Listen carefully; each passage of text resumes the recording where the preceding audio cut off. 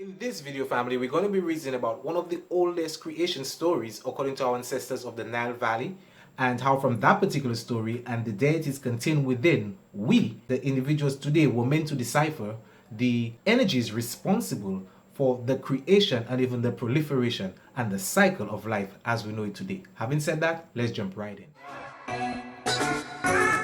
With the truth, the facts, we lay it down flat. With a melanated empire, never hold back. Put the facts in the blacks and make them wise up. Peace and power, family. Thanks for being with us yet again. As we said, we're going to be speaking about one of the oldest ancient creation stories according to our ancestors of the Nile Valley. Now, if you're from the Caribbean, you will know for the past few days or week or so, we've been having a lot of rain. And I just saw it fit to give the reasoning at this particular time because with the waters, we know the waters are coming from the sky. And according to our ancient ancestors, they depicted the sky as a black woman, okay, in the shape of, you can even say, a semicircle. So the woman named Nut was meant to represent the sky, and Geb was meant to represent the earth. Now the thing is, Nut is also referred to as the primordial waters. Now that would mean that our ancestors saw the universe or the sky as waters in itself, even though we're not too sure whether it is a literal or metaphoric understanding. So far, I mean, we can see the metaphorical understanding rides the wave completely. Okay, so the understanding is everything has to be birthed from water. Take, for example, we're looking at life in itself. When a woman is pregnant, the baby is basically in the fluid in her womb before she gives birth to that baby. The baby itself is a star in itself. So the ancestors saw it as above, so below, as below, so above. So the universe, right, must be a giant womb in itself, and the different stars is elements, we can say, of life. Now, that is where the understanding of Nut and why I saw it fit to give the presentation at such a time, family. So being that Nut represents the primordial waters, it takes us right to the oldest creation story of our ancestors. That story was found and speaks specifically to a city in ancient Kemet referred to as Hermopolis. It is called Hermopolis after the Greek god Hermes, right? But the ancient name of the place is Kumunu. So within that place, the creation story is there were 8 deities referred to as the Ogdoads. Now these deities, 4 males had their consorts, so it's 4 males and their wives. So we have the 8 deities. But the number 4 is very significant because the number 4, according to our ancient ancestors of the Nile Valley, and even in Igbo spirituality, the number 4 represents completeness, family. So we kind of have the number 4 multiplied by 2, 2 being the second angle when we get from 1. We're going to jump into numbers in another video, obviously. So these 8 deities, let us go down to the names. So the first pair, people usually put Nut and Nunet, which is why again I gave the first rendition of Nut and the sky and the primordial waters and everything. But to be quite honest, before we give what is tangible to sight, okay, and even to the senses, we have to also consider what is unseen. So if we consider what is unseen first, we will have to put the deities Amun and Amunet before Nun and Nunet, right? So first off, we have Amun and Amunet. They symbolize the hidden one or the hidden essence, the hidden element within that whole creation. Because the 4 deities are meant to basically say, well, the 8 deities, sorry, are meant to say when they interacted, that is what sort of caused a big bang and life itself was proliferated. That is the understanding the ancestors gave. According to the creation story, the Ogdoads interacted and they sort of gave off a spark, right? And from that spark, we have, in some renditions, we have a cosmic egg being birthed. And when the egg hatches, we get Ra, we get the sun. In another rendition, when the egg hatches, we get Kepri, the Kepri beetle. And in the last rendition, because I think there are about 4, if I'm correct, if memory serves me right. In the 4th rendition, we actually get a lotus flower birthing from that spark. In science today, it is referred to as the Big Bang family. So first, the hidden element family would have to be Amun because we know Amun means the hidden one, Sayamun. Amun and Amunet, right? Which means the hidden one. Then we have Nun and Nunet, which means the primordial waters, because we just said Nut represents the primordial waters. Then we have Kok and Kokhet, right? Which represents the darkness. And then we have Ho and Hohet, which represents eternity. Now, while these deities are depicted obviously as deities, whether they are anthropomorphized or zoomorphized family, they are still literalized on the wall. So people will actually think that these deities were actually present and actually existed, but it's a deeper allegorical understanding. Again, it's probably the first time you had even heard of deities in ancient Kemet. I mean, you're probably familiar with the hawk head and the cow horns, but it's probably the first time you've even hearing probably of deities with frog heads family and snake heads. I mean, when I came across it, I was like, frog heads? Like, you know, nobody likes frogs. I mean, when you were a youth guys, so you're kicking frogs all about the place there. I mean, right now, you big man, you ain't gonna do that. Because still, some people are moving within dark science, like to even use these creatures to perform the dirty works, you know? Hot. Anyway, it's probably the first time you've heard of deities, right, within our ancient ancestral understanding, having frog heads family and snake heads. So the men were depicted as having frog heads, and the female deities were depicted as having snake heads, right?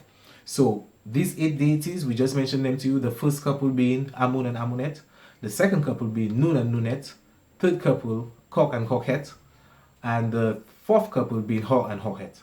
The hidden, primordial waters, darkness, and eternity.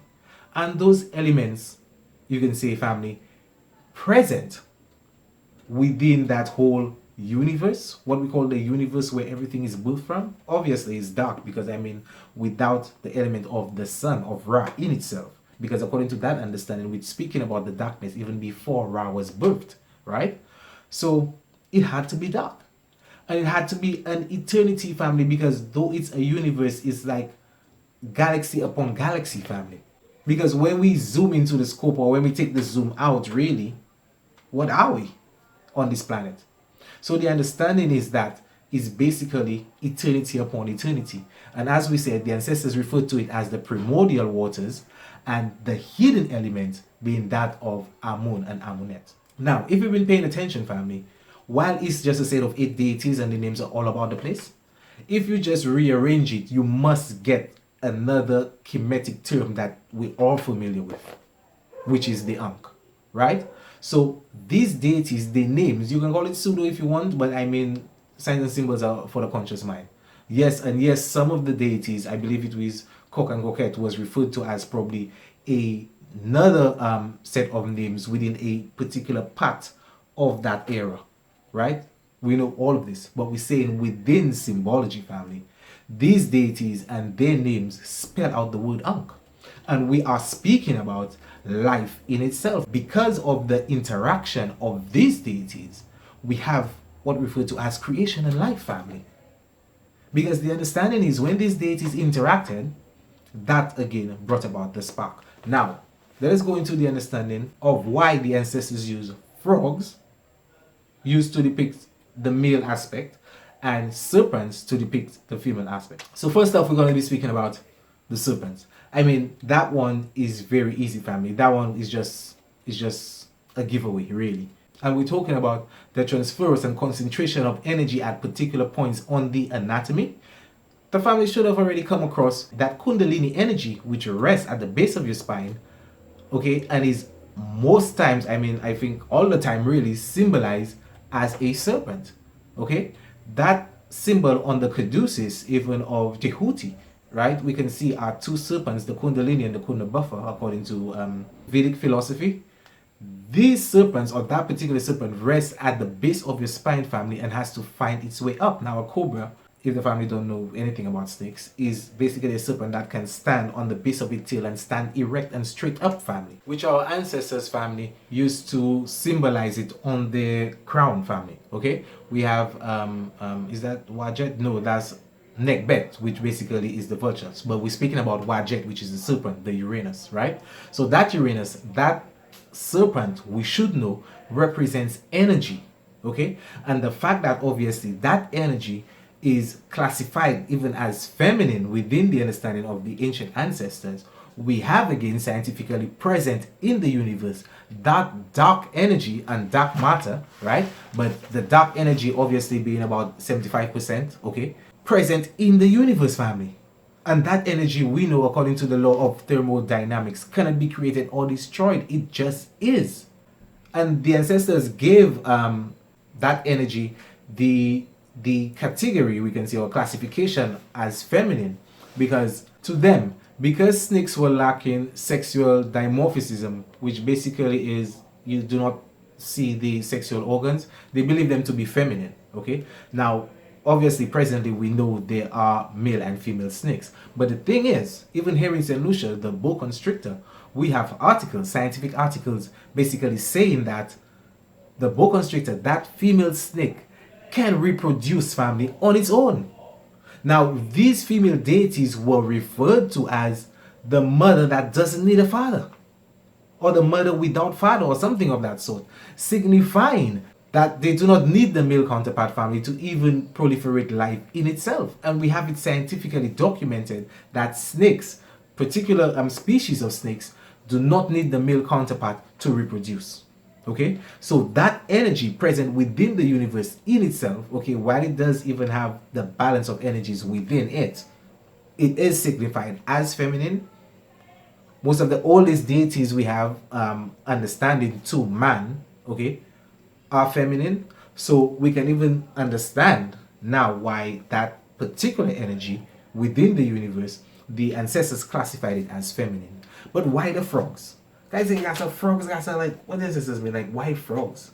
So obviously to understand something in its fullness, you would have to go and do a little bit of studying about it, even though it's something you really like, you know what I mean?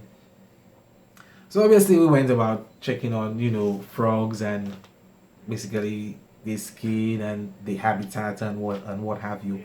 But the essence of the understanding is in the life cycle of the frog family, which is the understanding the ancestors were trying to bring to us. Basically, in the life of a frog, right?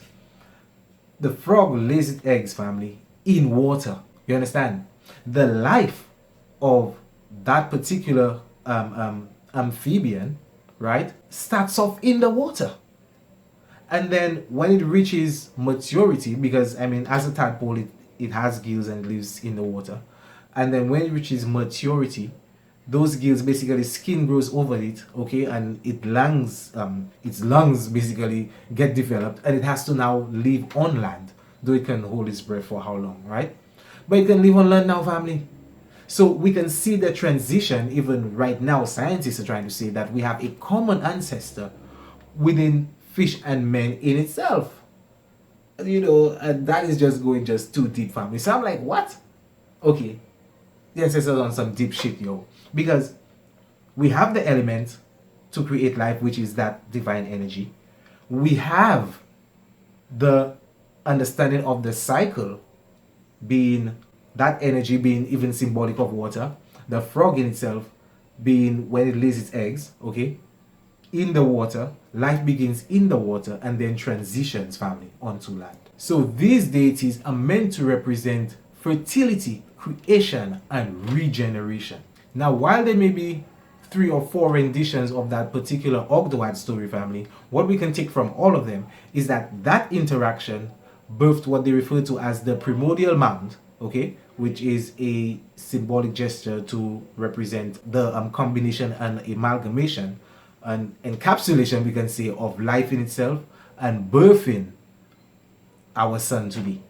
Okay, so in all renditions, whether it is from the egg, whether it is Kepri, because Kepri still is symbolic of the sun, or the lotus flower, in all of it, we have Ra. Okay, now from Hermopolis, we go to Heliopolis. And the creation story of Heliopolis, which we're going to get to in another video, speaks about specifically Atumra, which is the hidden and even the element of life, which is the sun in itself. So again, family, this ancient creation story, our ancestors were not on that scientifically, but used other means to highlight and depict their perception and their ideas, so that hopefully later on, when reincarnated within us, the people of today, right, the children today, the melanated empire. We're going to get that understanding, even probably elaborate on it scientifically, and teach our youngsters even not just the myths but the practicality behind this understanding as well. And having said that, family, peace, love, don't forget that coconut.